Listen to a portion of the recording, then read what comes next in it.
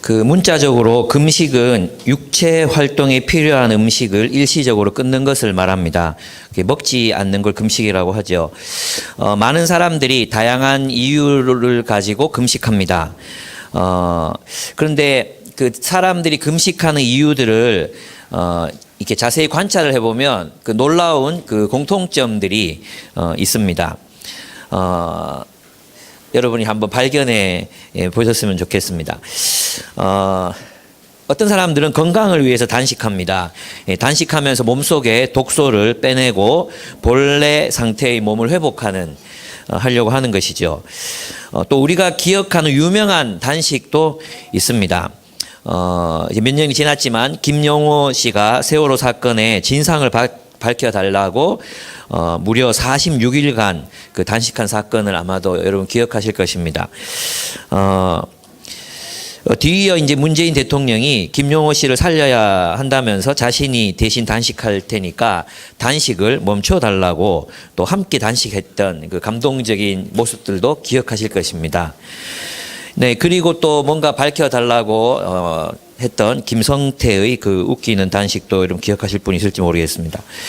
그리고 조금 오래된 일이긴 하지만 2005년도에 천성산의 생명을 지키겠다고 100일 동안 무려 100일 동안 금식했던 지율 스님도 있습니다. 예, 여러분 어떤 공통점을 발견하셨습니까? 예, 단식하는 데는 어떤 공통점들, 일반인들조차도 어떤 공통점들이 있는데 그것은 뭐냐 하면 원상태로 회복시켜 달라는 어떤 탄원, 간구 이런 염원들이 이제 들어있는 걸 알 수 있습니다. 그죠? 몸의 건강, 원래 그 회복을 의미하지 않습니까? 또 뭔가 바로잡아 달라고, 이 불이한 이 상황을 바로잡아 달라고 단식하는 사람들도 있습니다. 그렇습니다. 그것은 잘못된 것을 바로 잡는다는 목표를 가지고 있습니다. 병들고 오염된 몸을 정화하는 일, 진실을 밝히는 일, 생명의 가치가 또 경제적인 가치보다 더 중요하다는 것을 관철시키는 일. 사람들이 금식을 하는 데는 올바른 방향으로의 변화를 추구한다는 그런 공통점이 있습니다. 이것이 이제 이스라엘 백성들이 단식하고 금식했던 이유도 비슷한 맥락에서였습니다. 그것은 조금 이따가 살펴볼 것입니다. 근데 그에 비해서 우리 오늘날 개신교회가 하고 있는 금식은 좀 많이 오염된 모습들을 볼 수 있습니다. 여러분들이 아시면 아마 우리는 그런 일들을 잘 못 경험하기 때문에 여러분 잘 모르시겠지만 어떤 목사님들을 만나면 명함을 주고받습니다. 이제 그 명함을 주고 받아 들고 깜짝깜짝 놀랄 때가 있는데 거기에는 40일 금식기도 몇 회라는 게 이력처럼 명함에 적혀 있습니다. 명함에 40일 금식기도 몇 회 이렇게 명함에 적어서 그거를 나눠줍니다. 소름 돋죠. 네. 또 저희 교회로 이제 그런 어떤 세미나나 이런 팜플렛들이 오거든요. 또 기도원에 기도원 소개한다고 팜플렛들이 오는데 그 팜플렛에 그런 것들이 기록되어 있습니다. 40일 금식기도 몇 회, 무슨 금식기도 몇 회 주간 이런 것들이 거기에 기록되어 있어요. 그러니까 이제 이런 거죠. 40일 금식 기도를 몇 번이나 했으니까 그 영적인 능력이 얼마나 대단하겠느냐. 그 영적인 파워가 얼마나 대단하겠느냐. 얼마나 특별한 것들을 경험했고 이 사람은 하나님과 얼마나 친하겠느냐. 40일 동안 굶으면서 하나님을 만났으니 얼마나 그 빛이 더하겠느냐. 이런 어떤 그 전제가 깔려 있는 것입니다. 그 또 많은 성도들이 금식을 합니다. 하나님의 응답을 받기 위해 합니다.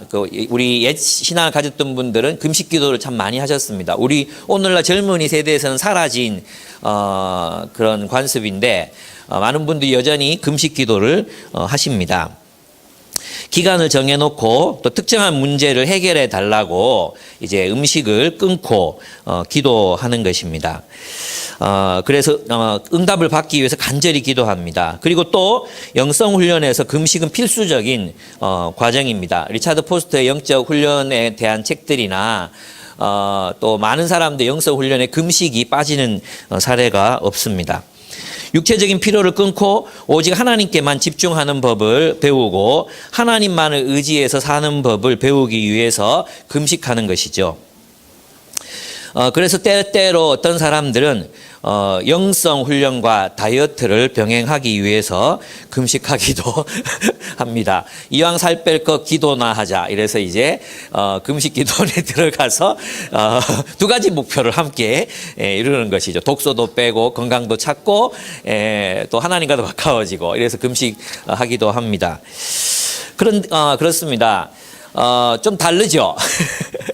그러면 성경에서 말하는 금식은 어떤 목표가 가지고, 여러분 성경 사전 찾아보면 대부분 육체적 필요를 끊고 이제 굶으면서 하나님 만나는, 하나님과 더 가까워지는 행위, 이렇게 사전적 의미를 그렇게 쓰고 있습니다. 그런데 우리 PBS 할 때는 반드시 문맥을 따라 이제 봐야 되는 거 아시지요?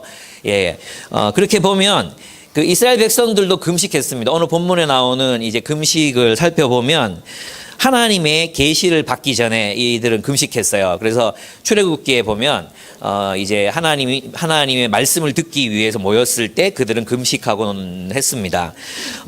또 죄를 회개할 때, 특별히 죄를 회개할 때 죄를 뒤집어 쓰고 이 어깨 여기를 뜯어서 그렇게 아주 슬픈 그런 표식으로 이제 금식을 하기도 했습니다.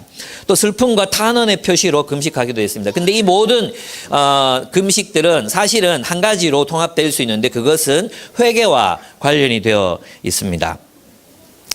하나님의 계시를 받고 메타노이아, 회개, 그러니까 하나님의 뜻을 알고 하나님 뜻대로 살기 위해서 금식하는 것이죠. 하나님 뜻을 보여주십시오. 그러면 내가 하나님의 길을 걷겠습니다. 그게 금식의 목표잖아요. 그러니까 회개와 금식은 깊은 관련이 있습니다. 회개는 따로 말할 것도 없고, 또 슬픔과 탄식이라는 것도 이 표현도 사실 이스라엘 백성들이 이제 뭔가 하나님 앞에 범죄를 저질렀을 때, 하나님이 계시를 들었을 때 그들이, 선지자들이 슬퍼하면서 자신의 옷깃을 찢고 죄를 뒤집어 쓰고 이제 백성들의 죄를 대신해 이제 회개했던 그런 장면들을 볼 수 있습니다. 그러니까 금식은 회개와 관련되어 있습니다.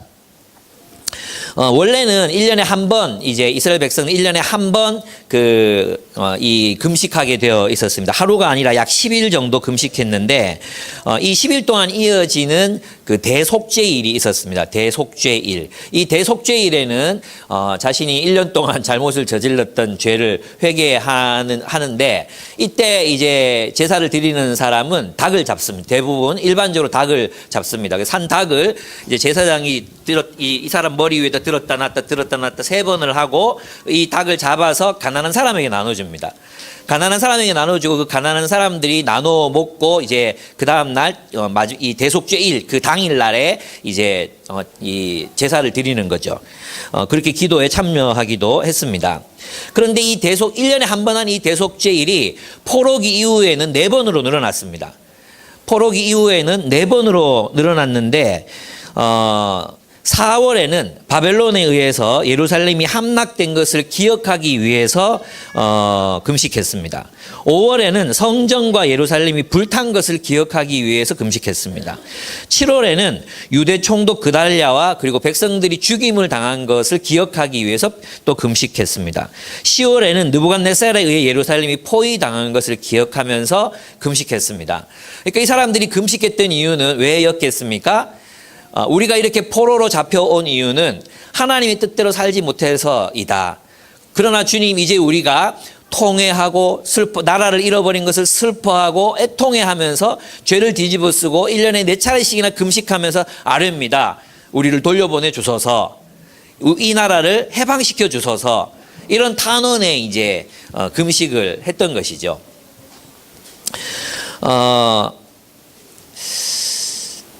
그렇습니다.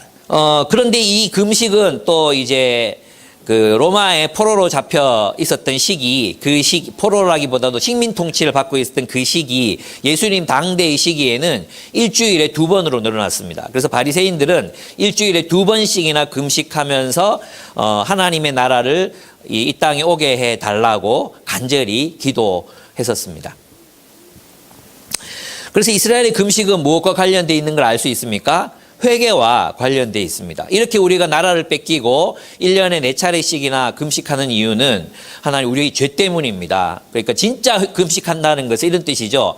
이제 우리가 하나님의 뜻을 행하지 못했기 때문에 하나님의 뜻에 순종해서 사는 하나님 나라가 되지 못했기 때문에 포로로 끌려왔사오니 이제부터라도 우리가 하나님 뜻대로 살아가겠습니다. 그래서 그들이 포로로 잡혀갔던 이유는 하나님 나라로 살지 못했기 때문이었는데 그 이유는 가난한 자를 착취하고 억압하고 그리고 빼앗았기 때문이었거든요. 그리고 불공평한 세상을 만들었어요. 하나님이 원하시는 세상이 아니라 아주 불공평한 세상을 만들었어요. 우상이 지배하는 세상으로 만들어버렸어요. 그러니까 그들이 금식한다는 것은 이 모든 것을 다 척결하고 이제 하나님의 나라가 되기로 결단하는, 하나님의 뜻대로 살기를 결단하는 그 결단이 포함되어 있어야 했고 그 열매가 맺혀야 했어요. 그게 금식의 올바른 의미였죠. 그래서 금식한다는 것은 회개, 즉 올바른 방향으로의 변화, 메타노이아, 그 메타노이아를 위한 것이 바로 금식이었다는 것을 우리는 알 수 있습니다. 그러나 이스라엘 백성들은 지금 이제 이러한 올바른 변화를 위한 금식을 하고 있지 않습니다. 참된 금식은 하나님이 기뻐하시는 뜻을 행하는 것으로 열매를 맺어야 했습니다. 그런데 그들은 왜 금식하고 있습니까?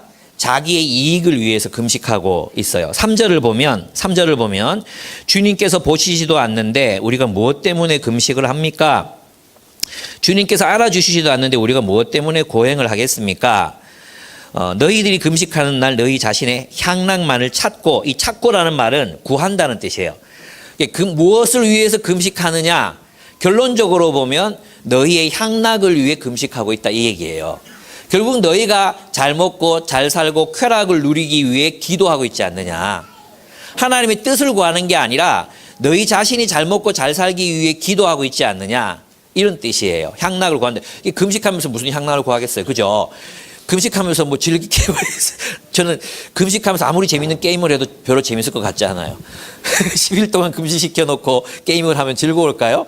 고통일 것 같은데, 그래서 여기서는 어떤 열매를 얘기하는 것입니다. 그래, 금식의 목적이 무엇이었는가? 향락이었다는 것입니다. 그리고 금식의 목적이 무엇이었는가? 다툼이었다는 것입니다. 폭력을 행사하는 것. 그래서 이 뒷부분에 가보면은 너희 자신의 향락말차 일꾼들에게는 무리하게 일을 시킨다 이랬잖아요. 그들의 금식은 아무런 열매를 맺고 있지 못했어요. 그들의 금식은 오히려 자기중심적이고 이기적인 삶을 강화시키고 있었습니다. 그리고 4절에 보면은 그들이 다투고 싸우고 폭력을 행사한다고 되어 있잖아요. 이 4절은 또 어디에 연결되느냐 하면 그 뒷부분에 그 폭력, 그들이 폭력을 행사했다고 이야기하는데 너희 나라에서 그 9절 하반절을 보면 내가 너의 나라에서 무거운 몽에 온갖 폭력과 폭언을 없애버린다면 이렇게 표현하고 있잖아요. 그죠? 그래서 이 다툼과 이것들은 이제 특별히 약자들을 향한 경제적 약자, 사회적 약자를 향한 폭력과 폭언을 말하는 것입니다. 그러니까 이기적으로 살아가니까 그 금식의 결과가 결국 어떻게 되겠어요? 사회적 약자에 대한 폭력과 폭언으로 나타날 수밖에 없는 것, 갑질로 나타날 수밖에 없는 것이죠. 그죠? 그래서 이제 그들이 하는 이 금식은 아무런 그 하나님을 위한 열매를 맺고 있지 못했습니다. 오늘날 우리가 드리는 예배도 마찬가지일 수 있습니다. 오늘날 우리가 드리는 예배, 오늘날 우리가 드리는 이 예배가 하나님이 기뻐하시는 삶으로 열매 맺지 못하고 여전히 자기중심적인 유익을 구하는 예배, 자신의 그것이 영적인 유익이든지 경제적인 유익이든지 어떤 사회적인 유익이든지 간에 또는 습관이든지 간에 이 예배가 하나님의 나라를 살아가는 열매 맺지 못한다면 우리의 모든 예배를 하나님은 예배라고 인정하시지 않는다는 것이죠.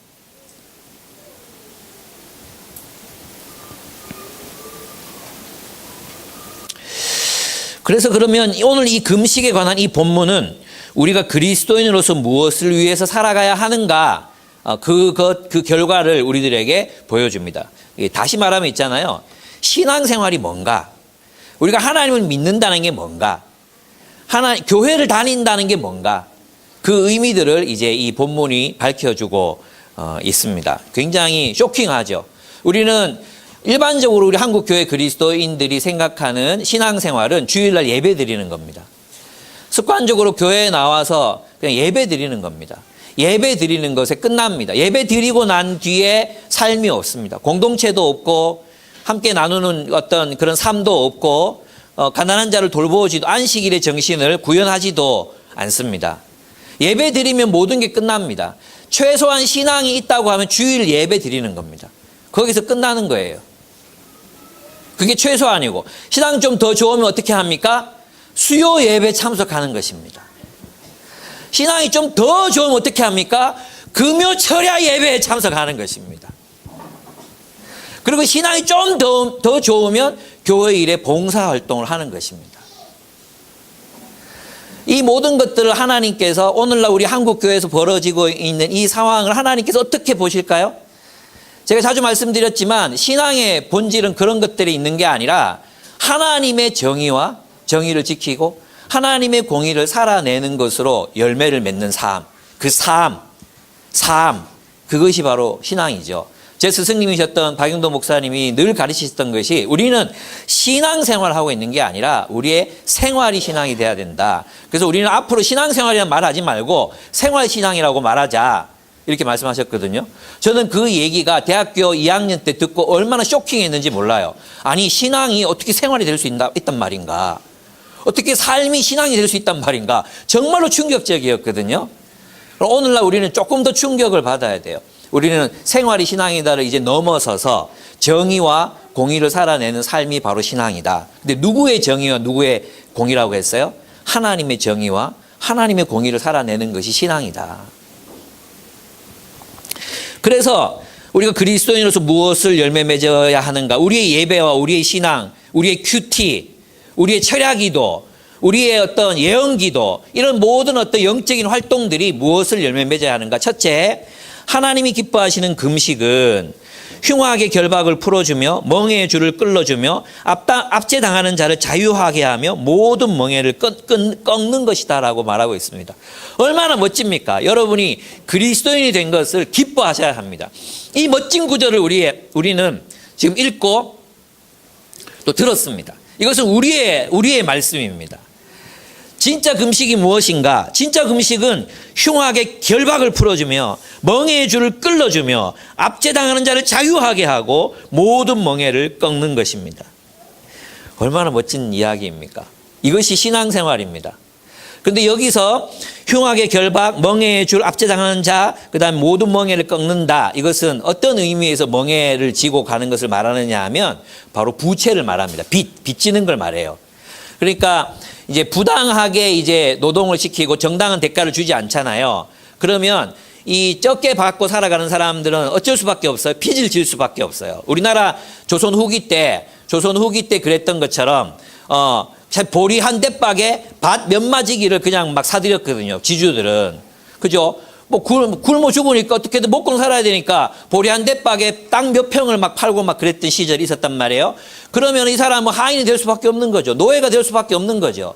영국의 산업혁명이 일어났을 때도 지주들이 땅에 금치고 목축이나 이런 거 못하게 만들고 아무도 못 들어오게 해서 다 굶어 죽었거든요. 그 다 어디로 갔는지 아십니까? 다 어디로 갔냐 하면 공장으로 왔어요. 공장으로. 자기 농사 지어 살아갈 수 있어야 되는데 농사 못 짓게 하고 땅에 못 들어오게 하니까 그 사람들이 다 공장으로 가서 하루에 16시간씩을 일하면서 많은 사람이 죽어갔어요. 그러니까 이제 부당하죠. 그런 사람들 빚질 수밖에 없는 거예요. 저당 잡힐 수밖에 없는 거죠. 자기를 팔아서 노예로 들여놓을 수밖에 없는 상황이 된 것입니다.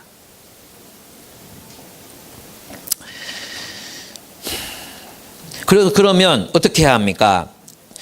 그렇죠. 우리는 이거죠. 이 결박을 풀어준다는 것은 부당한 이 불의한 사회 구조 때문에 생겨난 빚, 그 빚을 지고 살아가는 사람들의 부채를 탕감해 준다는 의미가 있습니다. 이 공동체가 함께 불의하게 빚지고 불의한 사회 구조, 불의한 주인 때문에 빚을 지고 살아갈 수밖에 없는 사람 있잖아요. 그러면 그 주인이 그리스도인이라면 그 불의한 빚, 자기가 그 빚을 탕감해 줘야 될 책임이 자신에게 주어지는 거예요. 오늘은 노예가 없잖아요. 그리고 적어도 우리가 기업인이라면 사람들에게 그런 부당한 노동 행위를 하는 걸 방치해서는 또 안 된다는 거죠. 저희 이제 바울산지의 한 숲지기 자매가 4년제 대학을 졸업하고 공장에 취직을 했어요. 생산직. 그냥 뭐 빵 공장에서도 일을 했고, 또 지금은 이제 무슨 전기 계통 어떤 일을 하는데, 그 라인 있잖아요. 라인. 그 전기선 라인. 그 라인을 이제 검수하고 뭐 이런 일을 해요. 처음에 들어갈 때부터 자기는 돈 많이 못 벌어도 되니까 주 5일 8시간만 근무하겠다고 들어갔어요.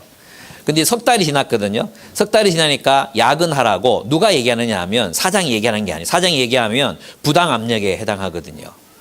누가 얘기하느냐? 옆에 있는 아줌마가 얘기하는 거예요. 작업반장 통해서 이 작업반장이 또 자기 친한 아줌마 통해서 야근해라고. 그 야근 안 하는 사람이 그 공장에 자기밖에 없는 거예요. 계속 일하라고. 자기는 계약상 그게 아니고 나는 정당하게 일하고 그냥 돈을 받겠다. 그래서 있잖아요. 많은 20대가 한 서너 명 500명 중에 서너 명밖에 없는데, 그 아이들이 그 수많은 언니들의, 그 이모들의 눈초리. 왜 야근 안 해? 야근해야지. 이런 눈초리 때문에 어쩔 수 없이 이제 일하고 있는, 주눅 들어 있는 그런 모습을 보고 얘가 화가 났어요. 그래서 이제 어제 그런 얘기를 어떻게 저항해야 될지 모르겠다. 그래서 저는 거기서 심상정을 봤거든요. 너는 기독교계의 심상정이다. 근데 좀 무섭잖아요. 혼자서 그런 저항을 해야 된다는 게. 노동조합이 생기면 좋겠다. 어떻게 해야 될지 같이 한번 머리를 맞대보자. 그래서 자기도 막 노동법 공부하고 또 이제 노동청에도 막 알아보고 그것도 네이버 지식인에도 알아보니까 이런 사람이 많더래요. 자기랑 왜 이렇게 부당하게 압력을 가하는지 모르겠다. 이런 사람들이 많더래요. 그래가지고 이제 어떻게 해야 될지 이제 고민 중이라고 얘기하는 걸 들었어요. 부당하게 그런 게 많아요. 우리 대학부에 또 상환이라는 애가 있거든요. 고등학교 졸업하고 이제 공장에서 일해요. 근데 있잖아요. 월급 명세서가 안 나와요. 월급 명세 뭐 항목이 있어요. 시간 몇 시간 일했대. 이거 항목이 있어야 될 거 아니에요. 그 주는 게 법이잖아요. 그걸 애가 너무 착해. 진짜 누가 봐도 얘는 너무 착한 거예요. 안 줘. 달라 그래 보지. 달라 그래도 안 줘. 그래서 이제 그 숲은 하나님의 인도가 그런지 모르겠지만 하여튼 굉장히 그 약간 빨간색 쪽으로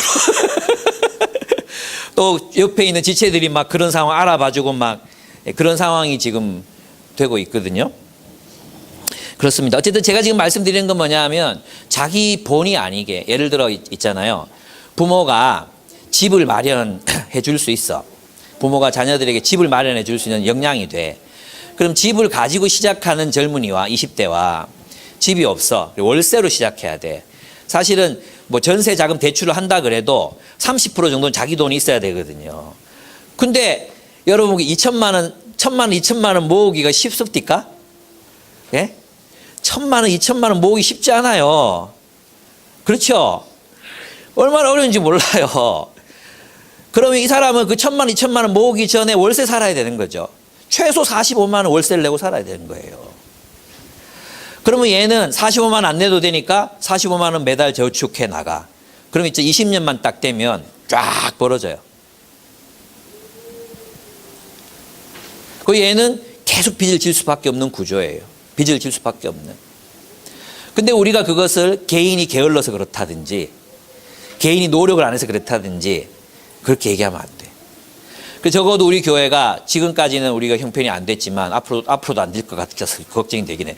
그렇긴 하지만 적어도 신혼부부가 집에 해줄 돈도 없고 막 그럴 때 그 행복주택, 행복주택 대출 받을 수 있을 정도의 금액 정도, 한 3천만 원 정도. 이거는 좀 우리가 대출해 줄 수 있어야 되지 않을까. 그 생각하고 있어요. 근데 한 명이 아니니까 이게 매덕이 돼야 되겠지. 하나님 우리한테 그런 기회를 주시면 좋겠는데 돈은 딴 데 다 있고 진짜 하나님 너무하신 거 아니냐고. 제가 진짜 그런 얘기 하고 싶어요. 예. 그렇습니다. 세상이 악한 구조. 근데 개인이 이제 막 무절제하게 돈을 쓰고 막 빌리고 막 이런 거 있잖아요. 이런 것들 그래서 막 삶이 되게 공경에 빠졌어. 그럼 어떻게 할 건가? 그걸 안 도와줘야 되는가? 저는 생각이 좀 달라요. 도와주되 이렇게 해야 돼. 공동체가 함께 책임을 지는 거죠. 일부를 도와주고 스스로 갚게 해야 돼요. 뭐 다 갚는 거 어려울 수 있어요. 그래서 형편이 되는 사람들은 안 받으면 돼. 누구 빌려주고 이제 왜 있잖아요. 그냥 형편이 나는 이거 없어도 살아. 받지 마. 없어도 살아. 그럼 받지 마. 그 굳이 받으려고 하지 마. 예? 그 빚 갚는 여러분이 돈 모아보면 알잖아요. 빚 갚는 게 얼마나 어렵습니까? 그냥 받지 마. 이렇다고 내가 또 강요하는 거 아니에요. 여러분 지금 저는 받아야 되는데요. 받아도 돼요. 그게 불신앙이 아니고 나쁜 사람이 되는 것도 아니에요. 근데 안 받아도 된다면 여러분 하나님이 기쁘시게 하나님 오늘 설교 듣고 막 성령의 감동 받으면 안 돼요. 여러분 이때 감동 받으면 안 받아도 돼 이렇게 얘기할 수 있거든요. 한 번 뱉으면 이제 못 담아.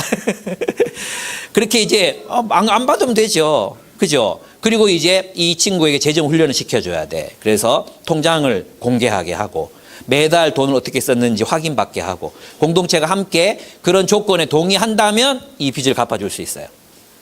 근데 못하겠다, 사생활이다 이러면 노할 수밖에 없는 거죠.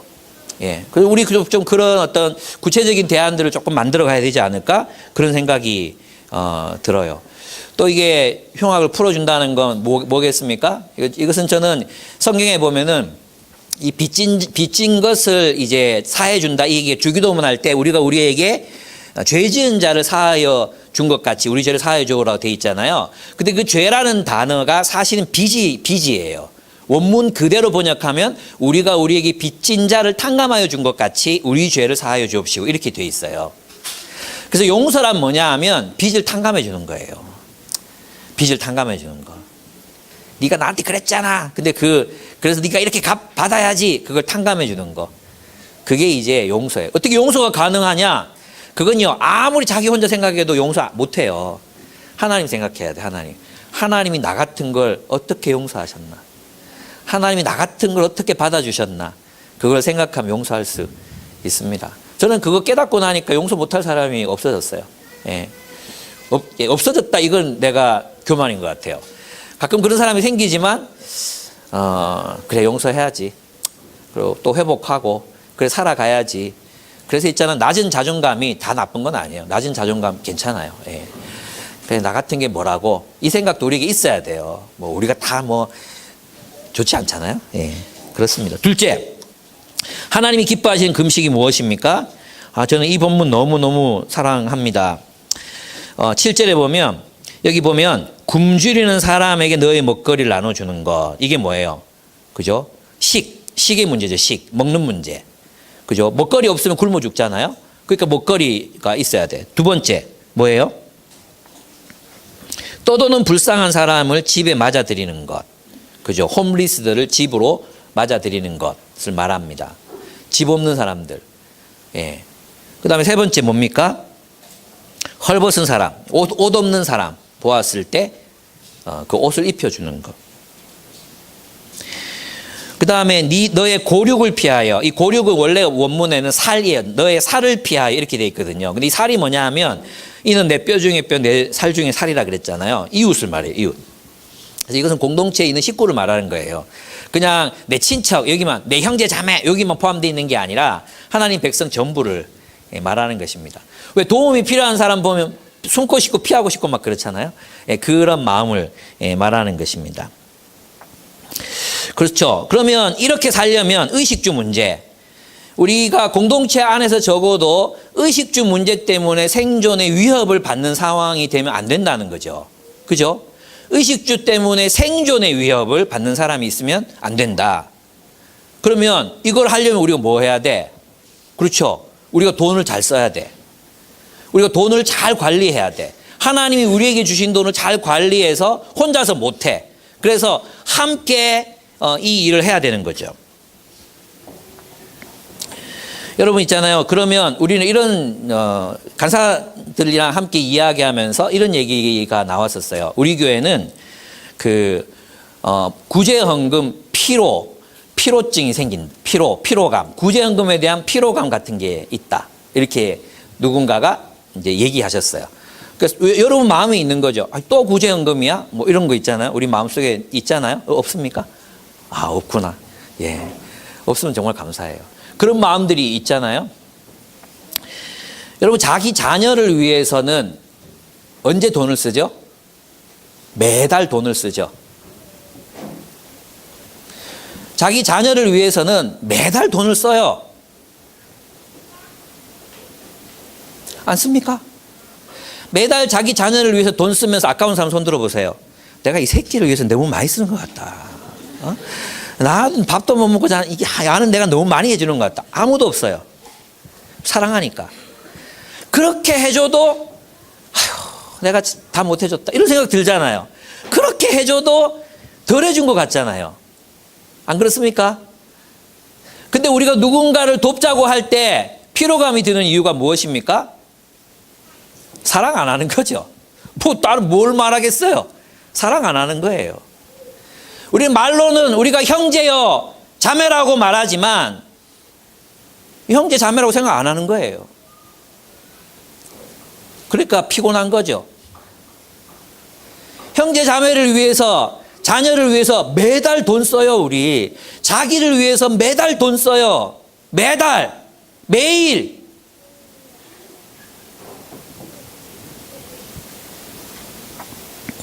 공동체의 어떤 식구가 내 자녀고 형제라고 생각한다면 의식주의 문제로 고통을 당하고 있는 형제를 위해 돈을 내는 것 아깝지 않을 것입니다.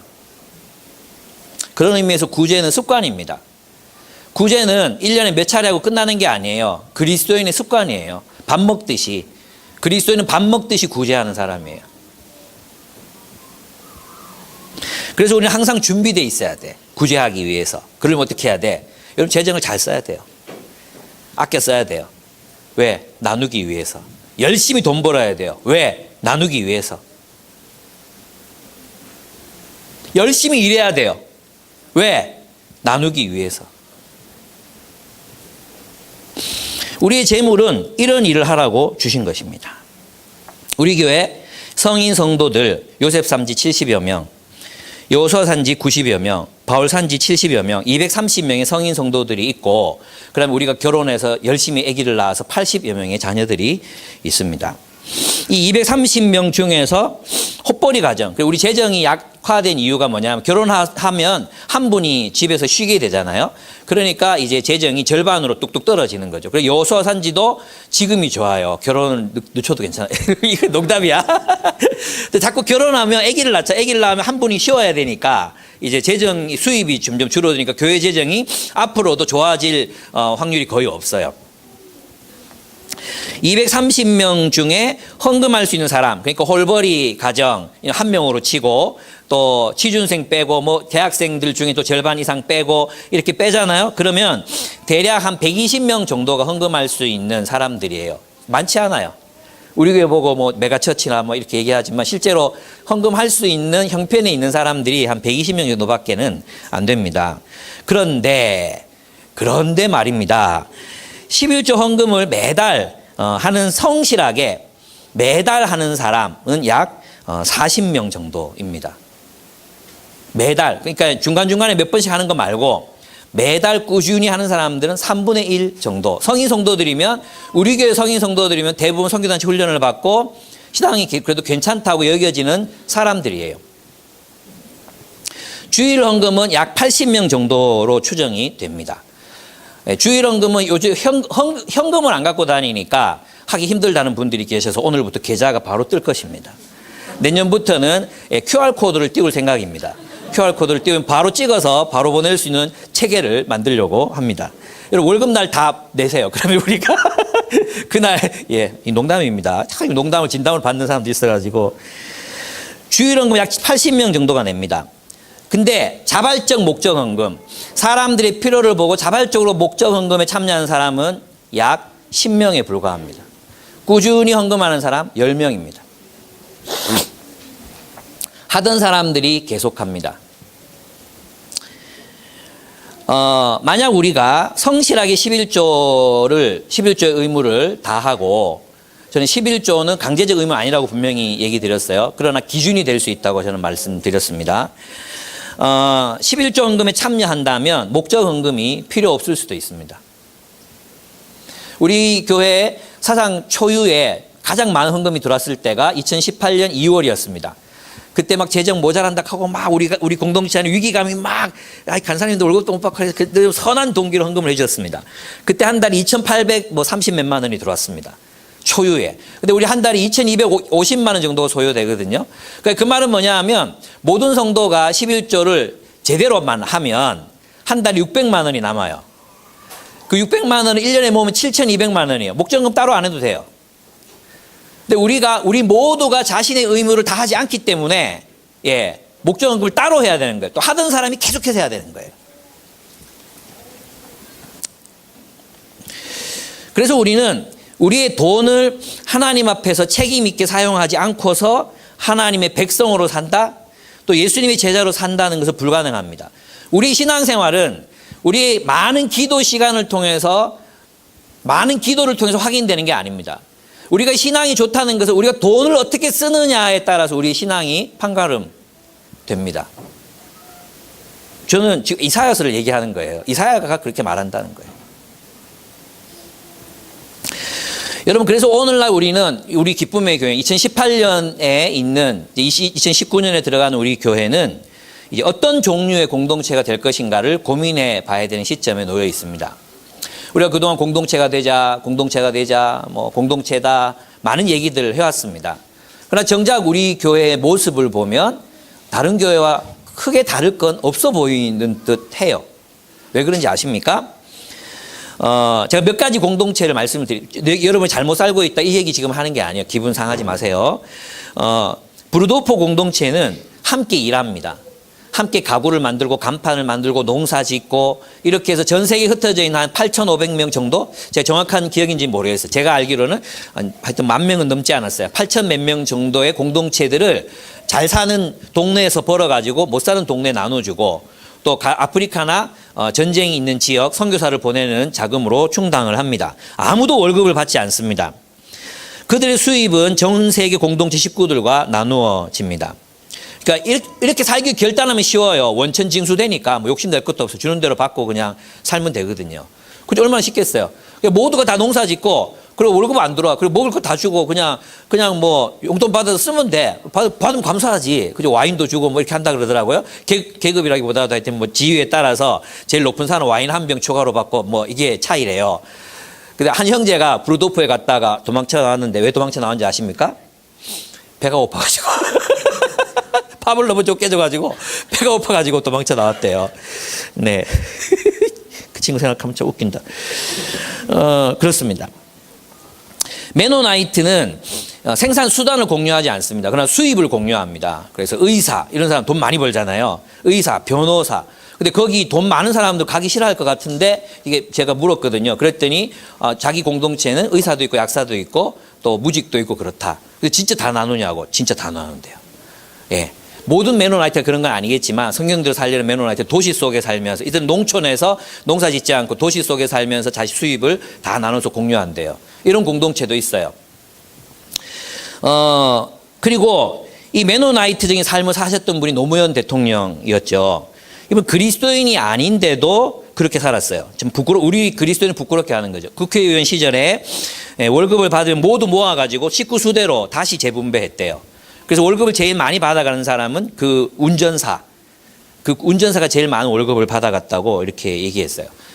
제가 애를 셋 낳기를 잘했어요. 제 사역자들 중에 제가 많이 받아도 되는 이유는 애가 더 있기 때문이에요. 네. 여러분, 그 요즘 화제가 되고 있는 조현 기자의 책 우리는 다르게 살기로 했다에는 한국과 세계 여러 공동체 모습들을 소개하고 있습니다.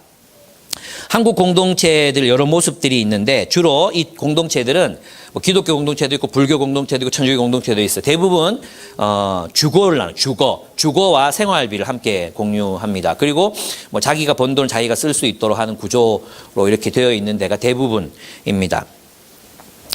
제가 이 이야기를 드리는 이유는 이것입니다. 생각해 보자는 것입니다. 성경의 원리는 분명합니다. 오늘 본문에 보면 공동체 안에 가난해서 생존의 위협을 받는 사람이 있으면 안 된다는 것입니다. 그렇다면 우리는 어떤 형태의 공동체가 되어야 하겠습니까? 제가 현실적인 어려움들이 많습니다. 한때 우리는 우리 형제 리더들 또 우리 가정 산지에 있는 리더들과 함께 모여서 기금을 모으는 것을 생각해 봤습니다. 기금을 모으자. 아예 맨날 이렇게 목적원금 계속 모으고 하는 건 너무 피곤하다. 그러니까 뭐 100만 원, 100만 원, 200만 원, 200만 원 이렇게 기금 모아가지고 한 2억 정도 만들어 놓고 필요할 때마다 쓰자. 이렇게 얘기를 했어요. 그래서 처음에 좋다고 그렇게 하자. 이렇게 박수 쳤는데 그럼 그 돈 다 떨어지면 또 해야 되나? 그래, 그럼 또 해야 되네? 이렇게 됐어요. 그래서 무의미하다. 이런 결론이 도달했습니다. 그 다음에 사회적 기업을 만들어서 일자리를 공유하자. 이렇게 할 수 있습니다. 그런데 이 사회적 기업을 만들어서 일자리를 공유하려면 누가 있어야 되느냐? 백종원이 있어야 되는 거예요. 백종원이 없으면 아무리 시작을 해도 시작은 거대하지만 끝은 미약할 수 있는. 예, 누가 다 망해버리면 어떡합니까? 그래서 이거는 이제 적어도 백종원 같은 사람이 교회에 오지 않는 한 시작할 수 없는 일이 되어버렸어요. 그 다음에 이제 또 주택을 매입해서 청년들과 신혼부부들이 살아갈 수 있는 공간을 마련해보자. 이렇게 얘기했습니다. 그런데 돈을 우리가 아무리 모은다고 하더라도 우리 가정들과 이제 형편을 보니까 다들 대출을 끼고 집을 살 수밖에 없는 상황이잖아요. 돈을 다 모아서 사면 헌금 못 해. 돈 다 모을 때까지 30년이 걸리는데 그동안 집 살 때까지 아무것도 못 해. 그래서 대출을 끼고 사는 게 하나님 나라를 위해서 선한 일이야. 그런데 자기 대출 갚아가기도 바쁜데 남의 이 집을 위해서 돈을 모은다는 게 어려웠어요. 100만 원씩 모아도 2억밖에 안 되잖아요. 그래봤자 집 한 채, 2층짜리 집 한 채를 대출 끼고 사서 겨우 2가정 아니면 3가정밖에 못 사는 그런 상황인 거죠. 이것도 아니야. 그래서 이것도 우리가 할 수 없다. 우리가 이만큼 돈을 낼 사람이 사실 없거든요. 우리 교회 안에. 사실 있잖아요. 우리 교회에 지금 남아있는 부채가 2억 8천만 원 정도 있습니다. 2억 8천만 원 한 가정당 100만 원에서 300만 원 내면 다 한 방에 해결될 수 있어요. 근데 그게 할 형편이 우리에게 안 되는 거죠. 그렇게 할 만한 형편인 사람이 몇 명이 없어요. 예. 그러니까 아직은 공동으로 출자할 정도의 재력을 가진 사람들이 보이지 않습니다. 그래서 우리가 그때 당분간 내린 결론이 뭐였냐 하면 하나님이 맡기신 재물을 각자가 잘 관리하자, 청지기로 잘 관리하자는 것이었습니다. 여러분 어떻게 생각하십니까? 제가 질문을 드립니다. 문제의식을 드립니다. 여러분의 숲은 어떤 공동체가 되기를 원하십니까? 여러분의 산지는 하나의 교회로서 어떤 교회가 되기를 원하십니까? 저는 많은 모델들을 여러분 실험해 볼 수 있다고 생각합니다. 근데 있잖아요. 공동체, 우리는 다르게 살기로 했다. 공동체라고 딱 이제 도시 공동체 책 페이지 펴고 딱 들어가 보면 집을 공동으로 거주할 수 있는 집을 지었어요. 한 30억짜리예요. 30억짜리. 에라이 씨, 그 책을 찢어버리고 싶었어요. 이걸 누가 한단 말이냐? 그렇습니다. 그래서 우리는 필요한 사람이 나타날 때마다 십시일반 우리가 하나님께 받은 재물을 잘 관리했다가 또 필요한 사람이 나타났을 때 준비된 금고, 준비된 주머니에서 우리는 헌금할 수밖에 없습니다. 모아두어야 합니다. 그것을 위해서 우리는 소비를 줄여야 합니다. 그리고 정말 재정 관리를 잘 해야 합니다. 그렇지 않고 남을 돕는다? 거짓말이죠. 아무리 앞에 나와서 우리가 뭐 기도하고 설교를 한들 그거 다 소용없는 것입니다. 그런데 여러분, 저는 여러분 칭찬하고 싶어요. 왜냐하면 우리 이 일 정말 열심히 했습니다. 우리는 여러 사람의 빚을 탕감해 주었습니다. 여러 사람의 빚을 탕감해 주었습니다. 수천만 원이 들었습니다. 거액의 수술비도 수차례, 그것도 한번 모금할 때마다 1200만 원에서 1300만 원이 모여졌습니다. 이런 교회가 어디 있습니까? 예. 우리는 예멘의 난민들을 돕는 일에도 400만 원을 헌금했습니다. 그 전성훈 목사님께서 이 돈이 없었으면 그때 돈이 다 떨어져 가지고 얘들을 딴 데로, 다 예수 믿었는데 딴 데로 보내야 되는 위기에 있었거든요. 근데 우리가 보내준 400만 원으로 그 아이들 데리고 대구로 와서 지금 신앙생활 할 수 있게 됐습니다. 여러분, 예멘인이 기독교인이 되는 게 얼마나 어려운 일인지 아십니까? 그 돈이 생명줄이 되었다는 고백도 들었습니다. 10년이 넘는 기간 동안 가난한 목사님 가정에 월 40만 원씩 우리는 헌금했습니다. 여러분 아실지 모르겠지만 그분이 돌아가실 때까지 우리는 그분이 우리 교회를 출석하지 않아도 가난한 은퇴 목사님 가정, 정말 가족들이 있지만 다 가난해서 돌볼 수 없는 그 가정을 우리가 40만 원씩 도왔습니다. 그리고 목사님이 돌아가시고 난 뒤에 우리 10만 원씩 사모님에게 보내드리고 있습니다. 이제는 자녀들이 그 장례식 때 보니까 3명이나 있고 뭐 살 수 있겠다 생각해서 10만 원으로 또 우리 재정이 굉장히 어려워서 10만 원으로 줄여서 보냈습니다. 그분께서 오늘 사과 2박스를 이렇게 농사 지어가지고 보내주셨습니다. 멘토링과 데이케어 센터에 들어가는 돈이 1년에 3천만 원이 넘습니다. 여러분들이 하고 있는 겁니다. 여러분들이 어렵게 11조하고 헌금해서 이 지역에 있는 다문화 가정의 자녀들 둘과 또 이 지역의 가난한 아이들 우리가 섬기고 돌보고 있습니다. 멘토링하는 사역자들 따로 뽑아서 후원하고 있습니다. 러빙엔조에도 50만 원씩 돈을 보내고 있습니다. 그것이 3천만 원이 넘습니다.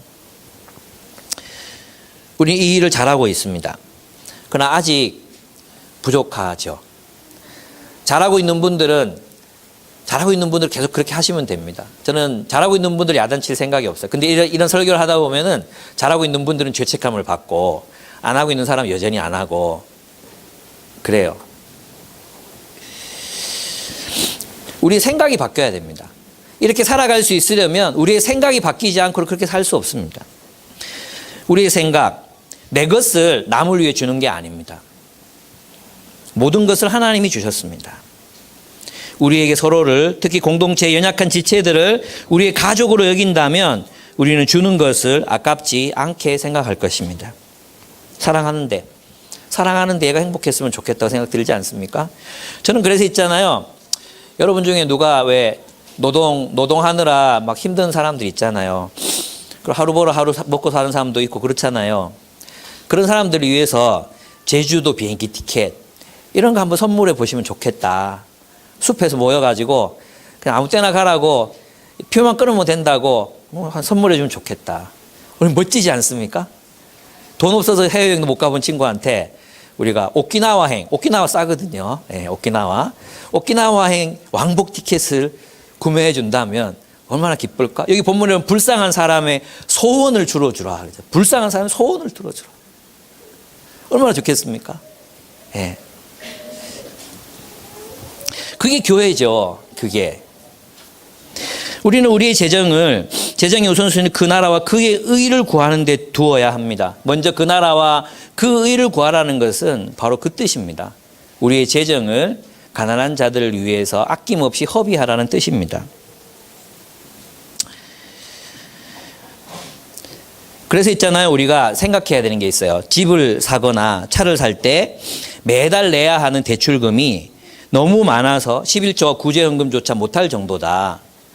내가 지금 헌금 생활도 안 되고 있는데 이것을 더 붙인다는 것은 저는 그것은 좀 하나님의 뜻이 아니라는 생각이 듭니다. 우리는 이제 우리가 어떤 공동체가 되어야 할지 심각하게 고민해야 합니다. 잘하고 있는 분들도 계십니다. 그래서 분에 넘치게 자신의 가난에도 불구하고 힘 닿는 대로 하나님의 뜻대로 사시는 분들이 계십니다. 저는 그런 분들에게 말씀드립니다. 또 우리가 그런 공동체가 될 때 주님이 이렇게 해주시겠다고 약속하셨습니다. 뭐라고 말씀하셨습니까? 너의 빛이 새벽 햇살처럼 비칠 것이다. 얼마나 멋집니까? 너의 빛이 새벽 햇살처럼 비칠 것이다. 여러분 새벽에 빛이 어둠을 터뜨리는 장면을 상상해 보십시오. 태양이 떠오르면서 빛이 새벽에 이렇게 깜깜했던 어둠이 그 빛의 폭탄이 팍 터지면서 그 어둠이 산산조각 나는 것을 한번 상상해 보십시오. 우리를 그런 존재로 만드시겠다는 것입니다. 그렇습니다. 여러분의 빛이 새벽 햇살처럼 비칠 것입니다. 그래서 여러분은 갈 바를 알게 될 것입니다. 어디로 가야 할지 보일 것입니다.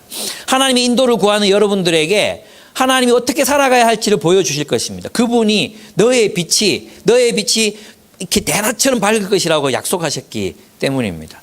우리가 하나님의 뜻대로 가난한 자들, 가폰 눈물들을 위해서 살아가면 하나님께서 우리가 갈 길을 보여주신다고 약속하셨습니다. 여러분 그렇습니다. 그리고 치유해 주신다고 말씀하셨습니다. 여러분 우리 마음에 받은 상처들이 있지 않습니까? 상처, 우리 마음의 상처, 우리 공동체의 상처, 교회의 상처들이 있습니다. 이 상처들이 어떻게 한국교회에 수많은 상처들이 있습니다. 이게 어떻게 치유됩니까? 우리는 생각하죠. 하나님이 내 치유해줘야 남을 치유하셨다고 생각해요. 아니에요.